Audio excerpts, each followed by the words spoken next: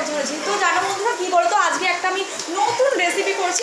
কার কার নিম বেগুন ভালো লাগে তো অবশ্যই কমেন্ট করে জানাবে, ভালো লাগলে লাইক কমেন্ট শেয়ার করবে। আর চলো দেখিয়ে দিই কীভাবে আমি করছি। তো দেখো বন্ধুরা, এখানে দেখতে পাচ্ছ আমি প্রথমে আগে বেগুনটাকে লবণ দিয়ে ভেজে নিয়েছিলাম, হলুদ দিইনি আমি।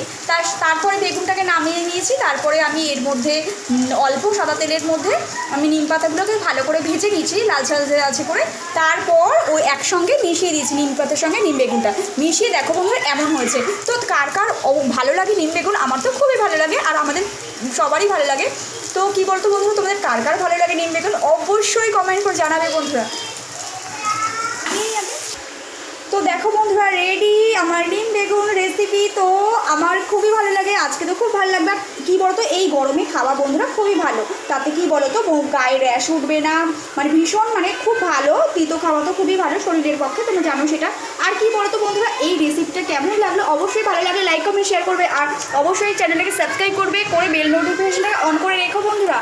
তো বন্ধুরা, ভিডিওটা এখানে শেষ করছে। কেমন লাগলো অবশ্যই জানাবে, কার কার নিম বেগুন খেতে ভালো লাগে তো অবশ্যই জানাবে। তো বন্ধুরা, এখানে ভিডিওটা শেষ করছে। নমস্কার।